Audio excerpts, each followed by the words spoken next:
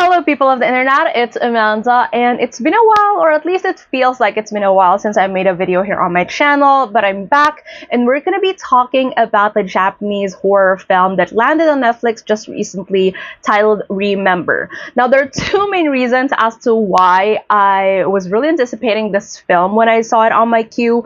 Number one, I haven't really seen like a horror film in a while that I was pleased about. I don't know, it's just either the plot is too convoluted, the subplots are just annoying or anything like that, but I haven't really found anything that made me want to like sit through it. And it's not because I'm scared or anything, it's just that I don't know, like just nothing about recent horror films feels spooky to me. Even the ones that are overhyped, like the Western films that are overhyped recently with so many people claiming that they're scary and anything like that, it's just I don't know. But when I saw this one, I was genuinely curious about it because I thought that, you know, it's a bit cliche, but the trailer is kind of like intriguing, and so I want to see how it goes, and there's that. And then there's also the fact that it has an ensemble cast.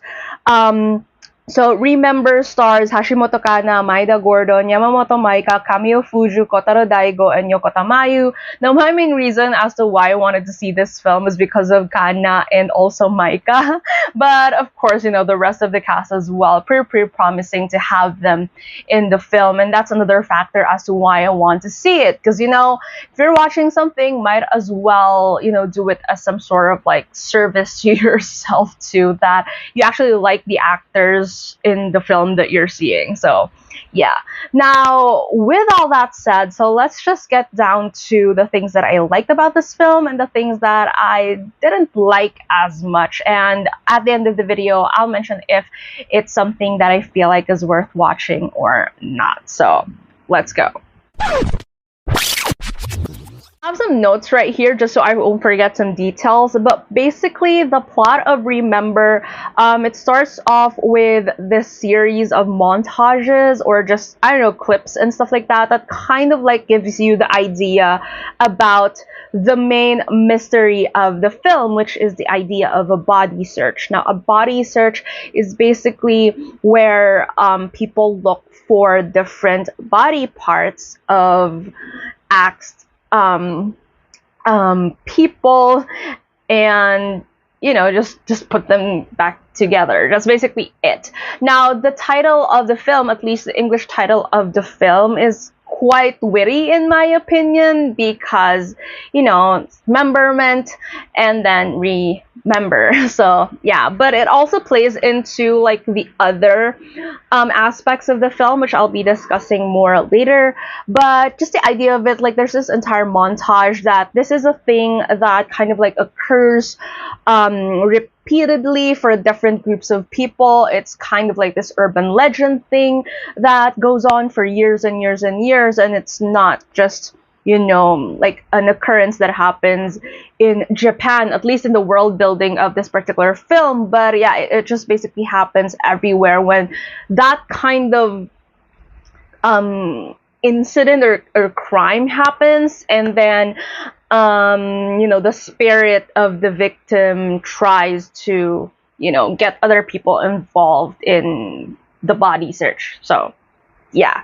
Now, for reasons that are very much obvious, so I wouldn't be saying the actual like words in this video, and also in the description I'll be censoring some parts of it because, again, pretty sensitive stuff. And as with, you know, any horror film, like there are elements that are just like, I can't say it here unless I want to be demonetized. So yeah, but basically there's also that. Now, again, as I mentioned, it starts off with this montage, and then it jumps into the narrative of our main character, Asuka, played by Hashimoto Kanna. Now, she is a high school student, and she's an outcast in school. So we kind of like see the movie through her eyes, at least in the beginning, and then pinpointing certain characters in the storyline where like certain key figures, like there's the golden girl of the class and then the golden boy of the class. There's another outcast that people loved bullying and all these different things. Um, and you kind of like figure out the main cast through this opening sequence that Asuka is experiencing. But again, you kind of see the things through her eyes and the kind of like loneliness that she experiences because she just simply doesn't belong with anyone in the class. And then there's also another main character played by Maeda Gordon, that is Takahiro. So there seems to be like, it's kind of like implied that in the beginning that Asuka has feelings for Takahiro, but it wasn't clear as to why that is. But yeah, it sort of like translates later on when Asuka, after she gets home from school, she receives a series of very, very weird texts, and then she finds herself suddenly in the school chapel along with five other people. Again, as I mentioned earlier, the ensemble cast that makes up the main group of this series, of this film. And they're given this task by someone called the Red Person to find like the parts of her body.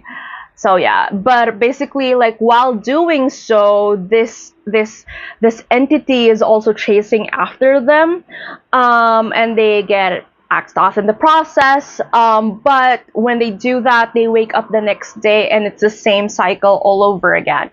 So, and only them can remember, the events of what happened prior. And yeah, basically that's the entire idea of it, is the entire day gets looped over and over until they complete the parts of the body of the entity that was chasing after them. Now, through this entire process, obviously the shared experience allowed them to, for some reason, very, very quickly become friends with each other. And so they kind of like embraced the idea of, they can immediately risk things simply because since everything restarts and whatever happens to them in that particular day during the body search, it will just restart all over again. But since they have this again shared experience, they remember each other, and it's like time is passing along, like as they're aware of it, but not other people, and so people are kind of like confused as to, why this sudden like friendship and stuff. But yeah, but that kind of like part of the narrative kind of like waters down in a bit because there's this instance where they're supposedly in school, given the plot of the movie, the cycle thing, but they went to the beach instead and they got together a lot, kind of like an OVA kind of thing, I don't know. But yeah, but it kind of implies that time is still for everyone except themselves, and so they had moments to foster this kind of like newfound friendship that they have with this challenge or mission that they're given. However, in the middle of everything, just when they thought that they're about to like finish the challenge, the entity transforms into something a lot more vicious, and they realize that once the entity gets to eat one of them, then therefore the existence of that person gets erased, because one of their friends, Rie, that happened to her, and then when the time loop happened, nobody remembers Ria's existence anymore. So that kind of like puts them into a stop as to, they were getting a bit complacent about, this entire challenge, because again, everything just restarts over and over again. And so yeah, they weren't as scared anymore. Like, they were still scared to some extent, which puts the horror aspect of it, but they're kind of like got a bit complacent and just just dealing with it as it is. But then when this plot twist happened in the middle of the film, then therefore they became more hurried in terms of wanting to deal with the situation. However, Asuka also learns from their school librarian, who she suspects has some history with the body search, that once you finish the mission, everyone involved in it kind of like forgets everything that happened.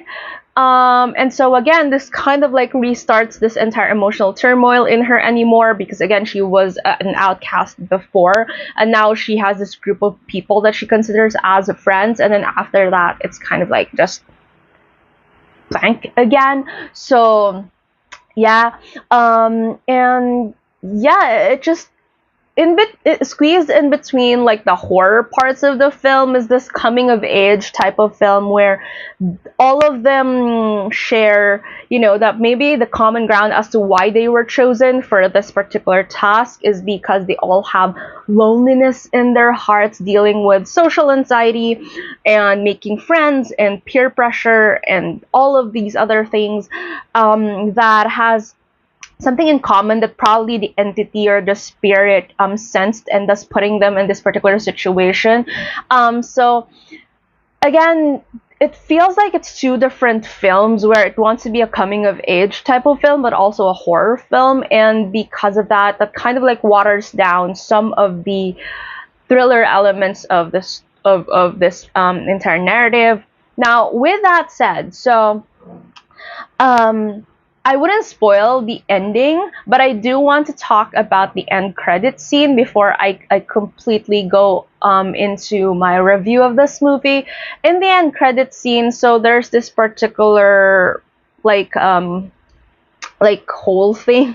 I'm not sure exactly how to call it, but there's this thing where Asuka initially saw some weird hands at the beginning of the movie. It indicates that that's where like the mystery of this entire thing starts. I don't know, but at the bottom of that pit, there's this headline showing Miko, who is the kid that was also the spirit that was chasing them in this entire game, where the headline of the newspaper changes from the crime that has happened to her to this other kid, that the picture is I know for a fact that it's a younger picture, or at least a picture that they edited of Kanna to look younger, at least like around 8 years old. And then the headline of the paper also reads that that kid was in an amusement park. So very similar to what happened to Miko and the other victims of that put people into this body search loop. And I was just kind of like confused about that, because I thought that it was just a coincidence that the name of the girl in the headline that was changed was similar to the character of Kanna. But then when I looked it up, even the last name of the character is the same as the last name of Kanna's character, which wasn't mentioned, I think, in a bigger, like, I'm not sure if it was even mentioned in the film or if I just missed it, but I don't think her last name was mentioned. So I looked it up and it was the same as the kid. It's just that the headline and the photo featured a younger version of her, and so I'm just kind of like confused, like what's going on? Is this just a coincidence? What was that in credits trying to say? Again, it added another layer of confusion for me. But anyway, so let's move on to my actual like overall thoughts about this film. It was okay. Like, it wasn't that bad, but it wasn't that good either. I think for a horror flick, I was just okay with it. Like, it's a bit cliche, but it delivered some spooks and nice thrilling moments for me. It wasn't as convoluted, aside from, again, the very confusing details as to, the spirit of Miko was the one who was asking the main characters to find her body and stuff like that. But then she was also kind of like this manifestation of the red person that was trying to chase them off and prevent them from completing the body. So it was just kind of like confusing to me. What kind of lore are you trying to put out here? Is Miko and that other entity very different things? Are Is Miko's spirit the one that actually gets transformed into this evil entity after what happens to her? What was the entire thing about this body search? I don't know. I feel like, again, they didn't dive as much into the lore of it, but I do feel like, given, we have the character of the librarian who was there just looming over them, and it felt like his purpose wasn't exhausted enough in the film for us to understand more about it. But I feel like they could have, like, I don't know, added more meat to that part of the story where the idea of the body search thing gets a more like a more explanatory type of lore to it, so that we kind of like understand the rules in a way. Like, these things, I feel like in any horror genre, there are certain rules, especially when it comes to these types of like game-ish type of storylines. I don't know, but I feel like this movie didn't establish its rules enough to make sense. Another thing is, again, it feels like it wants to be a coming of age movie and a horror movie in one.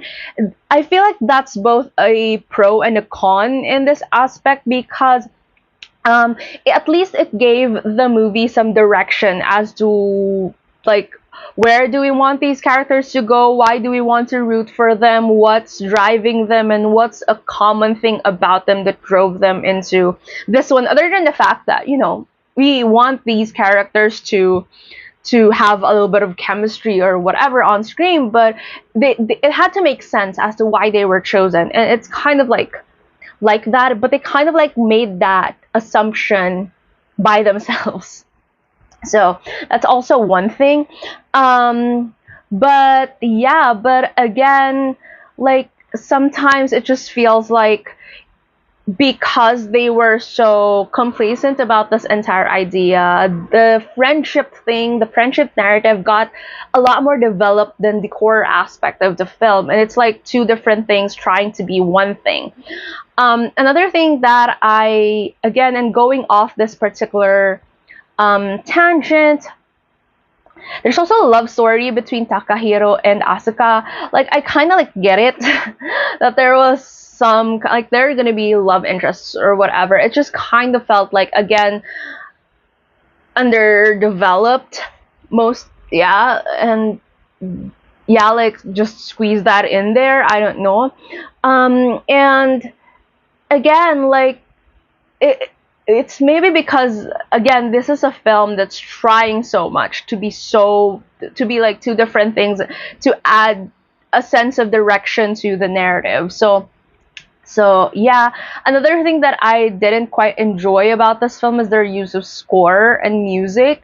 Like, it was kind of like okay, but again, it takes you away from that particular experience. I don't know, and it really gave it that kind of like teenage, I don't know, like, just this teenage vibe of rock, like, I don't know, like rock metal music at the background or whatever, or kind of like a pop thing at the background. I don't know, but it's just some parts of this film just doesn't fit at all. I did enjoy it in a way, like, it was okay. And I think part of it is because, again, as I mentioned, the cast was okay, was good. It's just, to me, it could have been cut down. Like, the runtime is 1 hour and 30 minutes, so some parts of it could have been cut down, or it could have been reconsidered in a way to add more flavor to the horror that it was selling. Because to me, again, there's just so much exaggeration to this friendship that they've developed, and it was fine. It was just that they went into it too quickly, and then it kind of like just became that, like, so many moments of that friendship, like, we get it, they became friends, okay, and then after that, like, I don't know, like, it's just this, it felt really choppy. However, I kind of like the fact that, because they know that they're in a time loop, they didn't spend so much energy into being too worried about the situation. And again, that's another pro and con to this film, is because the characters, because they immediately realize that they can have do-overs over and over again, you know, dealing with a situation. The like the spook factor on their end wasn't as strong anymore already in the second time the loop happens. And because that's what we see from the characters as viewers, that also lessens the spook factor, at least for me. But again, in a way, it kind of like is commonsensical and wasn't as cliche as, you know, like other loop type of narratives that I've seen before. So again, this film is just very, very confusing because it has pros and cons of the same factors or the same reasons. But yeah, now bottom line is, do I suggest that you watch it? I watched it with my parents actually. My mom didn't like it as much because my mom loves horror films that has a lot more punch to it, but my dad, he was okay with it, like he enjoyed it in a way as well. And to me it was so-so. So it really depends on your taste and preference. Like if you're just looking for a horror film that isn't too out there, you know, like it still kind of makes sense, like it's okay, like it gives something. It's a horror film, but it's not too horror-y that would like put you off in some way or whatever. I think that this is an okay watch. If you're someone who's looking for horror films that really like pack in the punch when it comes to the fear factor, anything like that, this is probably not the film for you. But I still suggest that you go ahead and check it out too. Because yeah, I mean, I enjoyed it in a way. There are just some parts of it that I felt like, okay, I'll just scroll through my phone first and then wait for something spooky again to happen. But overall, it wasn't a bad film. It also wasn't a good film. It was an okay film that is at least pretty decent when it comes to both the coming of age and the horror factor of it. But yeah, I think just generally it is a coming of age film more than a horror film because it talks about, you know, a lot of things where sometimes you have to put out the initiative in order to make connections with people. And that genuine connections and relationships, they do happen if you become more proactive about it in your own situation. Like all of those different things that is pretty common when it comes to Japanese dramas and films and anime in general. So yeah. Now with that said, so have you seen this film? Are you planning to see this film? Let's talk it out down in comments below as usual. If you like this video, please give it a thumbs up. If you're new to my channel and you would want to hear more from me, please hit subscribe. If there's anything on Netflix or other streaming sites that you would want me to review or talk about here on my channel, tell me down in the comments below, and I'll be seeing you again soon in a new video. Bye!